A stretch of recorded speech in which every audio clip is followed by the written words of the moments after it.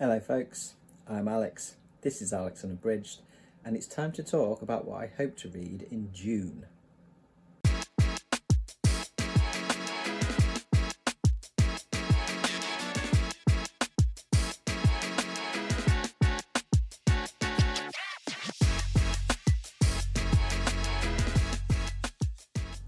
So welcome back to the channel if that is the case. June is nearly upon us. We're just coming up towards the end of May right now, and so it's time for my TBR slash Pile of Possibilities, and it is quite a pile again, for what I'll be reading next month. And seeing as it is June and therefore Pride Month, I am going to be focusing pretty much entirely on LGBTQIA+ books or writers. So it's a big gay old month this month. It's queerorama. So yes. So I have 4 books on my TBR. So these are the definite will be read books, and then a big pile of possibilities that I can pick from, because I'm learning as I go along with BookTube and doing TBRs and things like that, that I am very much a mood reader. And so I need most of my month's planned reading to kind of be, it has to be kind of fluid, a movable feast, if you will, so that I can pick stuff up based on what I'm in the mood for at the time. So let's get on with the TBR to start with. And all of these are TBR because they are for my adventures in genre for the month of June. And June is for joy. And joy means LGBT plus romance. I do not read much romance at all. I've read bits and pieces of romance.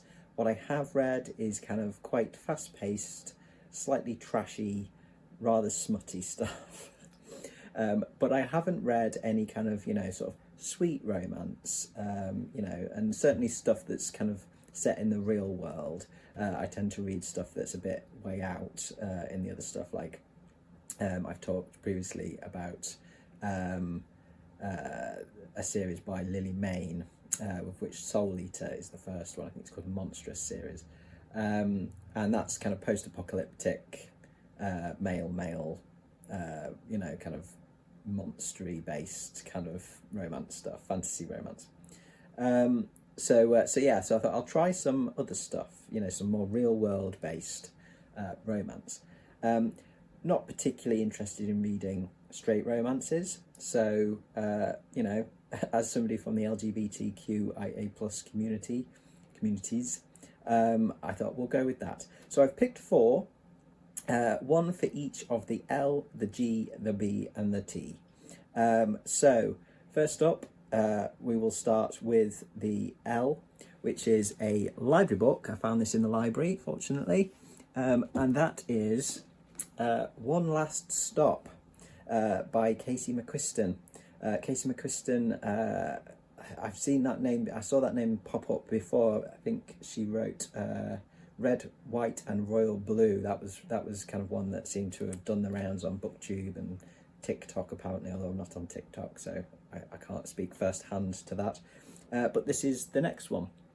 And this is a novel that centres around 2 women, August, who is a cynical 20-something, and Jane, who is a mysterious girl on the subway who is trapped in a time loop. As their connection grows, August has to unravel the secrets of Jane's existence, whilst also navigating love, self-discovery, and sort of destiny, power of destiny. So no idea how I'll get on with this. It's totally out of my wheelhouse. So this will be a really interesting experiment for me in terms of, will I like this, will I not? I have no idea. So yeah, we'll give that one a crack to start with. Then we've got the G, the gay, and that is with Heartstopper, which I bought recently on my birthday book haul, which I got because my niece loves it, and I thought, well, Gracie keeps, apparently talking about this, so I'll give it a crack. And so I've saved it for this month. This, of course, is a graphic novel that follows the blossoming relationship between two teenage boys, Charlie and Nick, set in a British high school, and explores themes of friendship, self-discovery, and romance, LGBT romance. So I thought, go for that one. It should be a nice quick read because it's a graphic novel, it's just volume 1. I do like the look of the artwork. It's nice and simple, but nice and warm artwork. So that is for the G of LGBT. Then we've got the B, bisexual, and that is Take a Hit, Danny Brown by Talia Hibbert. This is the second book in a series by Talia Hibbert. I think they look at kind of different members of the Brown family. And this one I found on a list of, bisexual romances. So I'm going to have to take that, take that website at its word that is what it is. And this is a contemporary romance that follows the story of Danny Brown, who is a pragmatic academic, and her relationship that forms with Zafir Ansari, who's a former rugby player, and explores themes of vulnerability, communication, self-acceptance. It sounds like it's meant to be quite funny, so if it is, that's great. That it has, kind of sizzling chemistry, quite steamy in parts apparently, and is, described as a heartwarming love story. So we'll give that one a crack. And then finally, we've got the T, and that is going to be Felix Ever After by Kaysen Callender. This was one that was on the Transgirl April group reads, which I didn't get to, unfortunately, but I do really like the sound of this.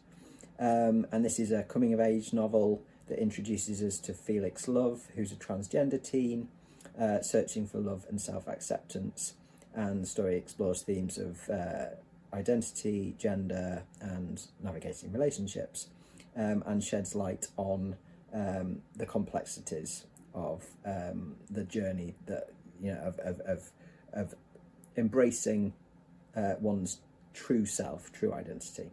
So I hear really, really good reports of that one. I have that as an audio book. So those are the adventures in genre picks. Those will all be read. Those are TBRs. On to the pile of possibilities then. I've picked from stuff that I own, because I have a lot on my shelves that I haven't read, and I need to stop buying books quite so frequently when I've got a ton to actually get through. So I've tried to get a mix of sort of sexualities that are represented, gender identities, both in terms of characters and authors, and also tried to go for a mix of genres as well. So again, my mood reading self kind of wants to be able to go to different things for different moods. So first up, I've got Boy Parts by Eliza Clark. All of these, by the way, when I look on like Goodreads or Storygraph, are marked as LGBTQ+. So that's kind of how they've made it into the list. So yes, Boy Parts by Eliza Clark. This is described as a provocative and darkly humorous debut novel that follows the unconventional life of protagonist Irina, a young photographer obsessed with capturing the male form in all its vulnerability. And it kind of explores themes of desire, power dynamics, female agency, sexuality and gender roles. And I think it's quite unsettling. I think it's meant to be quite sort of unsettling in its exploration of sexuality and art. So I've had that. I got that, picked that up in a sale a while ago. I will see if I can get through that one. Next up, we've got Freshwater by Akweke Emeze, another audiobook. I picked this one up straight after finishing Pet by Akweke Emeze. because I loved that, absolutely loved that. That is going to be one of my favourite books of the year, without a doubt. And I want to read more. Akweke Emeze is a non-binary author, and Freshwater is about sort of the surreal experience of having a fractured identity, a fractured self, and centres on a young Nigerian woman, Ada, who develops separate selves within her as the result of being born, quote, with one foot on the other side. So it blends folklore, I think, and spirituality, psychological exploration, has themes of identity, mental health, a struggle for selfhood. And if the writing is anywhere even close to the quality and sort of lyrical beauty that is in Pet, I'm sure I will love it. Next up, I've got one that I just recently bought in a Kindle sale. So this is a ebook, and that is Under the Whispering Door by T.J. Klune, who's a gay author. And this is described as a whimsical novel that follows the afterlife journey of Wallace Price. He unexpectedly finds himself at a peculiar tea shop run by a reaper named Hugo, and Wallace is forced to confront his past, learn some life lessons, and discover the true meaning of living and dying. This is, from what I hear of T.J. Klune's writing, it's very warm. It's kind of like a big hug, and it's quite it's quite emotional. It's there's a lot of feels to it. So I've been hearing that name for a while. And so I thought, yep, I will grab that in the sale, and that can go on the list for June. Next up, I've got another one that I bought in my birthday book haul, and that is Cemetery Boys by Aidan Thomas. This is a paranormal romance, so this would actually fit into the Adventures in Genre as well. Paranormal romance that revolves around a transgender teen called Yadriel, who is determined to prove himself as a proper brujo, a traditional Latinx practitioner of magic. He accidentally summons the spirit of a charming boy called Julian, and they join together on a journey to uncover the truth behind Julian's death.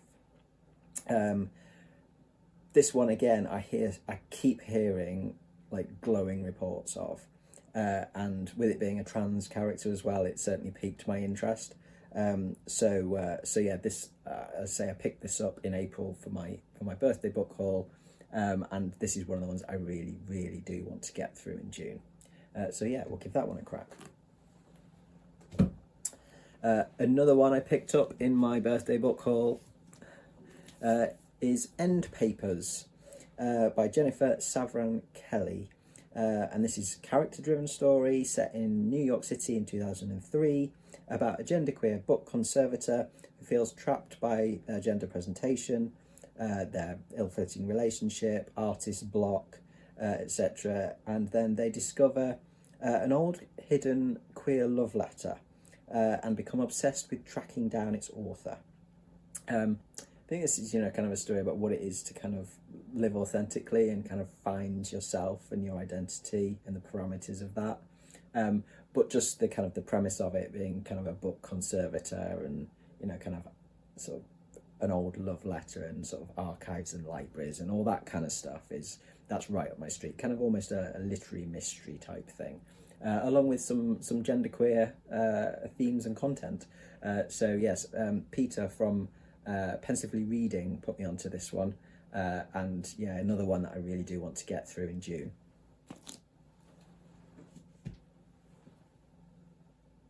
Next up, complete change of pace, and I'm going to one that I started reading in 2022 but DNF'd at the time, and that is Exquisite Corpse by Poppy Z. Bright.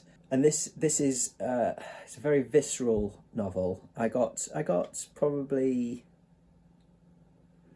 just under a quarter of the way into it before I DNF'd. And the reason I DNF'd was because I wasn't in the right headspace for it. It wasn't because it was bad. In fact, it was very, very good. But it's dark. It's really dark. It delves into underground subcultures, and it focuses on the lives of 2 serial killers turned lovers. And it's explicit in its, it's quite explicit in its imagery. It's, there's a lot of violence and sort of obsession and things like that, and it's haunting. It's quite, it's quite provocative. The prose in it is absolutely beautiful. It's very well written, but because of that, it is affecting. I found it so, what I read of it. So I put it aside, knowing that I would come back to it at some stage. It's an audiobook that I have, and so I'm going to try and get back to that. It's the summer months at the moment. It's nice and light outside. My kind of, I'm not all dark and glum in my mood. I'm happy and bright. And so that's probably the time for me to read this. I can cope with it better at the moment. So yeah, I'll try and get that one finished and nailed. Next up, we've got Heart Haunt Havoc, which is book 1 in the Gideon Testaments series by Freydis Moon. This is on Kindle Unlimited, so this will be an ebook. So I don't own it, but I have access to it. That's the get out clause on this. This is about a lonely transgender exorcist called Colin Hart, who finds himself challenged somewhat by an unruly haunted house in Gideon, Colorado. He's kept awake by ghosts, demons, ghouls, and the handsome non-binary owner of the house, Bishop Martinez. So this is laced with romance and gothic imagery, Catholic mysticism, horror. It's, I think it's bits of everything in it. So and it's a short one, this one, so this will be a good one if I just want a quick read. It's only about 160 pages, I think. So yeah, that will be a nice quick one to get into. And it sounds like my cup of tea, really. And next up, I've got Monstrilio by Gerardo Samano Cordova, which I have talked about before. I had hoped to read this in May, but unfortunately in the UK there have obviously been some weird stock issues going on. It's been quite hard to get hold of. I had one order cancelled because the bookseller couldn't actually get it out to me, and then I found it, but it's had to come in from the States. So I'm now waiting for it, and it should be here, I think, early June. So it's gone back onto the list for June, because it does have queer themes apparently. So this one is elements of kind of horror, magic realism, queer themes. I will link to a section of one of my other videos where I talk about it a bit more, in case you're more interested to find out what it's meant to be about. Okay, so that's all stuff with queer themes.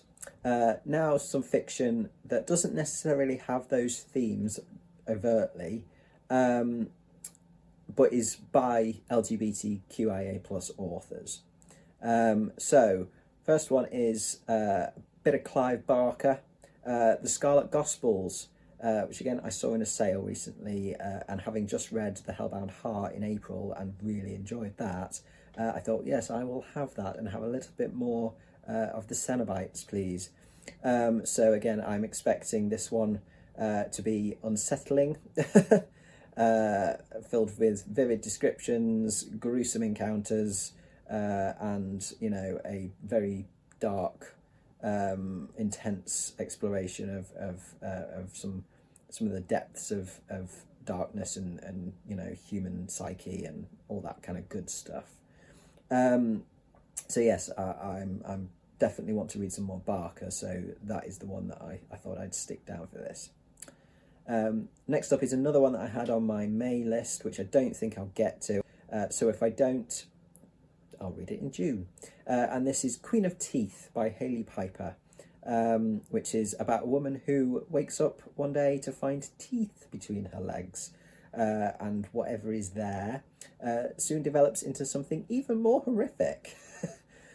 This one sounds terrifying to me, and but fascinating. I'm kind of fascinated by this. I have a morbid curiosity, and this will be an audiobook if I get to this. So yeah, yeah, kind of slightly apprehensive about that one, but also really want to read it. Then I've got a couple of classics. So we've got The Picture of Dorian Gray by Oscar Wilde. I've only ever read Wilde's plays. I've not read any of his prose. Picture of Dorian Gray is obviously the classic that delves into the pursuit of beauty, hedonism, and the consequences of a Faustian bargain.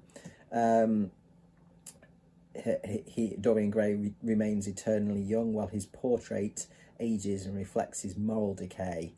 So it explores themes of vanity, corruption, nature of art,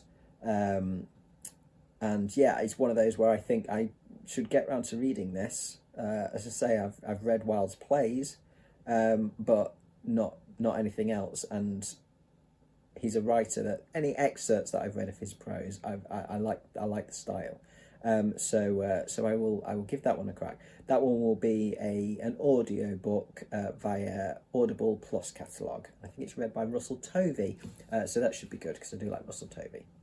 And the other one is one that I got for Christmas, which is selected short stories by Virginia Woolf.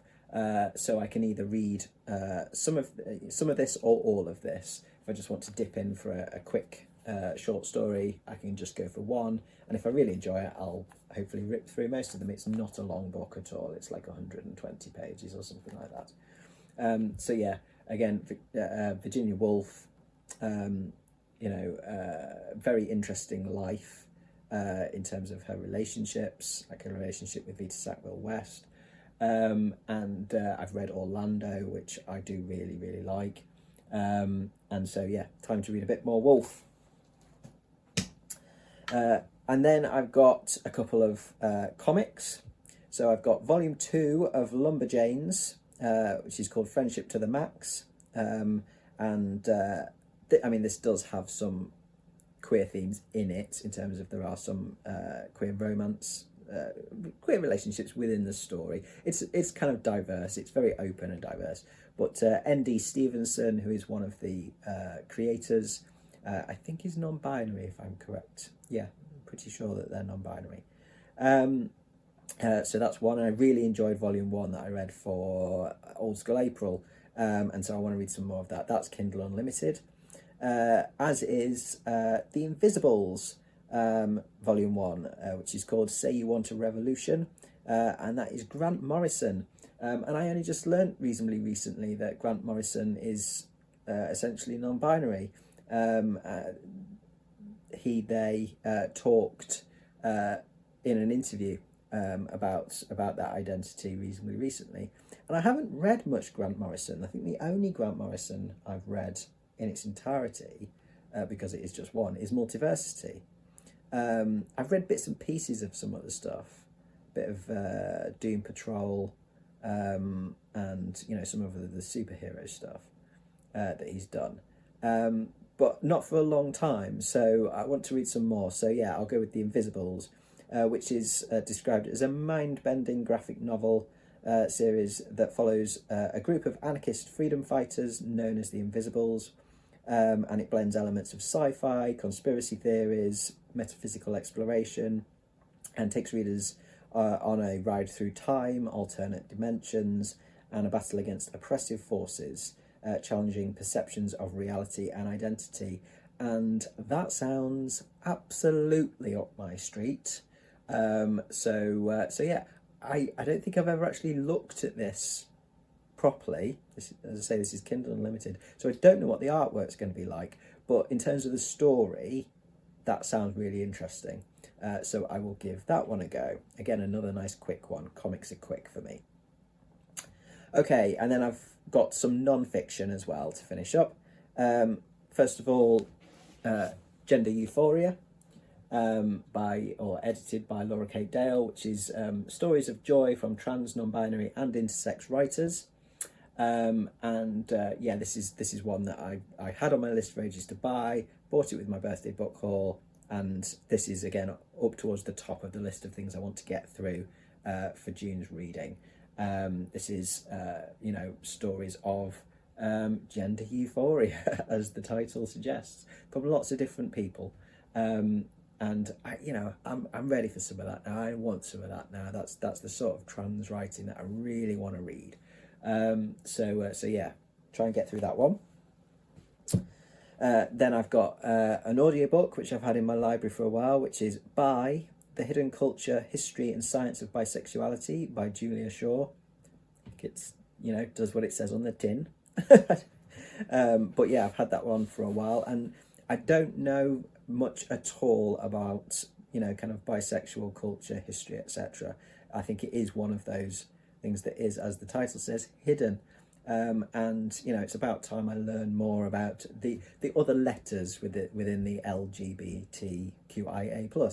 I know my way around the G, the L, and the T reasonably well, but not some of the others. So yes, I will try and give that a crack. Another one that fits into that little kind of dearth of knowledge that I have is Ace: What Asexuality Reveals About Desire, Society and the Meaning of Sex by Angela Chen.